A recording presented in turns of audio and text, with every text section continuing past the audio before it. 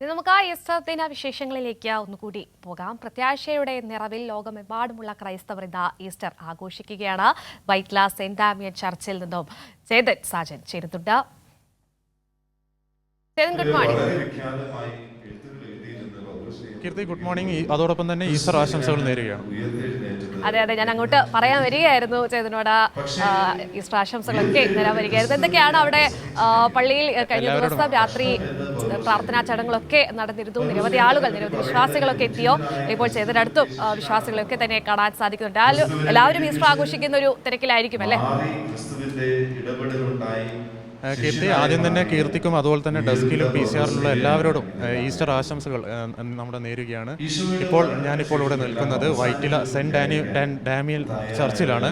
ഇപ്പോൾ നമുക്കിവിടെ ദൃശ്യങ്ങളൊക്കെ കാണാം. ഇവിടെ വിശുദ്ധ കുർബാന നടപടികളൊക്കെ പുരോഗമിച്ചുകൊണ്ടിരിക്കുകയാണ്. 50 നോൻപിൻ്റെ അവസാന ഘട്ടത്തിൽ, അവസാന ദിവസം 50 നോമ്പിൻ്റെ ഒക്കെ വിശ്വാസം പേറിയാണ് ഇന്ന് ഈസ്റ്റർ ആഘോഷിക്കുന്നത്. ദുഃഖ വെള്ളിയാഴ്ച കഴിഞ്ഞ് 3-ാം ദിവസം, നമുക്കറിയാം ദുഃഖ വെള്ളിയാഴ്ച യേശുവിനെ കുരിശിൽ തറച്ച ദിവസമാണ്.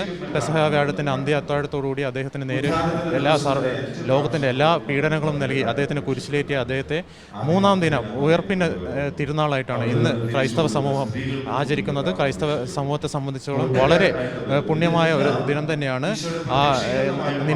നിന്നെ അയൽക്കാരനെയും സ്നേഹിക്കണമെന്ന് മാനവികതയുടെ മഹത്തായ സന്ദേശം നൽകിയ ആ യഹൂദൻ്റെ രാജാവിൻ്റെ ആ ഉയർത്തെഴുന്നേൽപ്പിൻ്റെ ഓർമ്മ പുതുക്കുകയാണ് ഇന്ന് ക്രൈസ്തവ സമൂഹം. അതുപോലെ തന്നെ ഡിസംബർ 25 നമുക്കറിയാം യേശുവിൻ്റെ പിറന്നാളാണ്. അന്ന് ക്രിസ്മസ് ആഘോഷിക്കുന്നു. പക്ഷേ ഈ ഈസ്റ്ററിനെ സംബന്ധിച്ചോളം അങ്ങനെ ഒരു കൃത്യമായ ഒരു ദിവസമില്ല. അതായത് ജൂത കലണ്ടർ നീസാൻ പ്രകാരം എല്ലാം 14-ന് ശേഷം നീസാൻ മാസത്തിലെ 14-ന് ശേഷം വരുന്ന ഞായറാഴ്ചയാണ് ഈസ്റ്റർ ആഘോഷിക്കുന്നത്. നമ്മളിപ്പോൾ എൻ്റെ കൂടെ ഇപ്പോൾ ഉള്ളത് ഇവിടെ ഈ സഭയിലെ വിശ്വാസികളാണ്. നമുക്ക് അവരോട് തന്നെ ചോദിക്കാം. സ്മിത, ഈ ഈസ്റ്ററിൻ്റെ ഒരു പ്രാധാന്യം ഒന്ന് പറയാൻ പറ്റുമോ?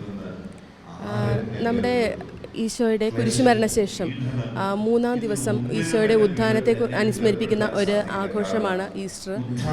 അതിനുവേണ്ടി നമ്മൾ 50 ദിവസം നോയമ്പെടുത്ത് വളരെ ഭക്തിപുരസ്സരമാണ് നമ്മൾ ഈസ്റ്റർ ആഘോഷിക്കുന്നത്. പിന്നീട് നമുക്ക് കാലുകളിൽ ശുശ്രൂഷയുണ്ട്. അതിനു മുന്നായി ഓശാനയുണ്ട്. ഈശോയെ ഒലിവ് വൃക്ഷങ്ങളിൽ ഇതാക്കി ഉള്ള ഓശാന നമ്മൾ ആഘോഷിക്കുന്നുണ്ട്. ഈശോ അത് കഴുത്ത് കയറി വരുന്നത്. പിന്നീട് നമുക്ക് കാലുകളിൽ ശുശ്രൂഷയുണ്ട്. ഈശോ 12 ശിഷ്യന്മാരുമായിട്ട് അപ്പം മുറിച്ച് കാലുകൾ ശുശ്രൂഷ നടത്തുന്നു എന്നാണ് നമ്മൾ കുർബാന സ്ഥാപിച്ചതായിട്ട് നമ്മൾ പറയുന്നത്. അന്നത്തെ ദിവസമാണ് ഈശോ നമുക്ക് വേണ്ടി കുർബാന സ്ഥാപിച്ചത്. പിന്നീട് നമ്മുടെ ഈശോയുടെ കുരിശുമരണമാണ് വരുന്നത്. ഈശോയെ പടയാളികൾ കുരിശിൽ തറയ്ക്കപ്പെടുകയും അങ്ങനെ ഈശോ മരിക്കുന്നു.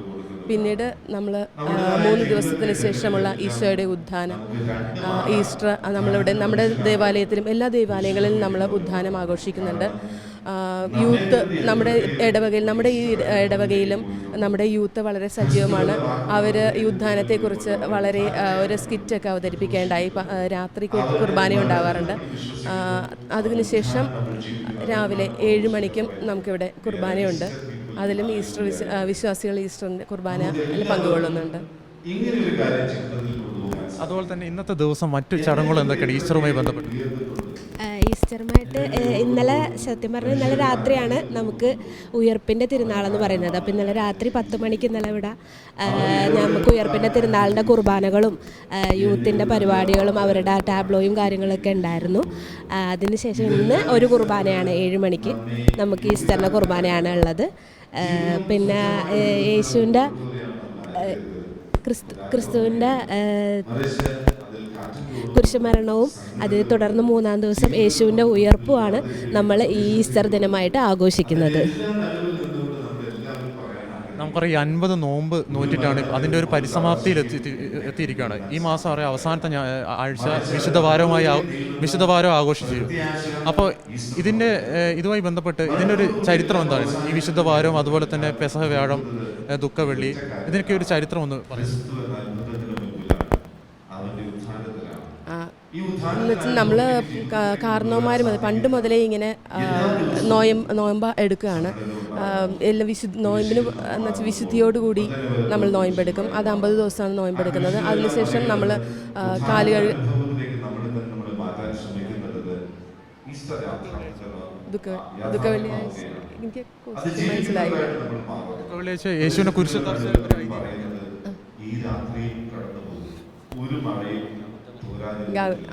ഈശോ ക്രിസ്തുവിൻ്റെ മരണം ലോകത്തിന് മുഴുവൻ നന്മയ്ക്ക് വേണ്ടിയാണ് ക്രിസ്തു മരിക്കുന്നത്. പാപികളുടെ പാവങ്ങൾ പൊറുക്കുന്നതിന് വേണ്ടി, പുതിയൊരു ജീവിതം സൃഷ്ടിക്കുന്നതിന് വേണ്ടി കർത്താവായ യേശു ക്രിസ്തു മലയിൽ വന്ന് പീഡനങ്ങൾ സഹിച്ച് മരിച്ച് അടക്കപ്പെടുന്നതാണ് ദുഃഖവെള്ളിയാഴ്ച. അതിനുശേഷം ആണ് നോമ്പുകളെല്ലാം കഴിയുമ്പോഴത്തേക്കാണ് ഈസ്റ്റർ ആഘോഷം അവസാനമായിട്ട് നമ്മളെല്ലാവരും സന്തോഷമായിട്ട് ആഘോഷിക്കുന്ന ലോകമെമ്പാട് ആഘോഷിക്കുന്ന ക്രിസ്ത്യാനികൾ ആഘോഷിക്കുന്ന ഒരു പെരുന്നാളെന്ന് നമ്മൾ പറയാൻ വേണമെങ്കിൽ. കീർത്തി, നമുക്കിപ്പോൾ തന്നെ ദൃശ്യങ്ങൾ കാണാം. ഇവിടെ കുർബാന നടപടികളൊക്കെ പുരോഗമിച്ചുകൊണ്ടിരിക്കുകയാണ്. വിശ്വാസ സമൂഹം എല്ലാവിധ ഭക്തി ആരവത്തോടു കൂടി അവരുടെ യേശുവിന് വേണ്ടി പ്രാർത്ഥിക്കുന്ന ഒരു ദൃശ്യമാണ് ഇപ്പോൾ നമുക്ക് കാണാൻ സാധിക്കുന്നത്. ഫാദർ സജി കണ്ണാമ്പറമ്പിലിൻ്റെ കാർമ്മികത്വത്തിലാണ് ഇപ്പോൾ ഇവിടെ വിശുദ്ധ കുർബാനകളൊക്കെ പുരോഗമിക്കുന്നത്. കുറച്ചു കഴിഞ്ഞാൽ വിശ്വാസികൾക്ക് അദ്ദേഹം ഉപദേശം നൽകും. ആ ദൃശ്യങ്ങളാണ് ഇവിടെ ഇപ്പോൾ പുരോഗമിച്ചുകൊണ്ടിരിക്കുന്നത്. ശരി ചേതൻ, ഈസ്റ്റർ ദിന പ്രത്യേക പ്രാർത്ഥനാ ചടങ്ങുകളാണ് ഇപ്പോൾ പുരോഗമിച്ചുകൊണ്ടിരിക്കുന്നത്. അതിൻ്റെ തത്സമയ ദൃശ്യങ്ങളാണ് കാണുന്നത്. വൈറ്റ്ല സെൻറ്റ് ഡാമിയൻ ചർച്ചിലെ പ്രാർത്ഥനാ ചടങ്ങുകളാണ് ഇപ്പോൾ കാണുന്നത്. രാത്രിയൊക്കെ തന്നെ പ്രത്യേക പ്രാർത്ഥനാ ചടങ്ങുകൾ നടന്നിരുന്നു. വിശ്വാസികളെല്ലാവരും തന്നെ അതിൻ്റെ ഭാഗമായി വലിയൊരു ആൾക്കൂട്ടം തന്നെ, വലിയൊരു വിശ്വാസി സമൂഹം തന്നെ ഈ ഒരു ഈസ്റ്റർ ദിനം ഇപ്പോൾ ആചരിക്കുകയാണ്. വലിയൊരു ആഘോഷം തന്നെയാണ് അവിടെ നടക്കുന്നത്.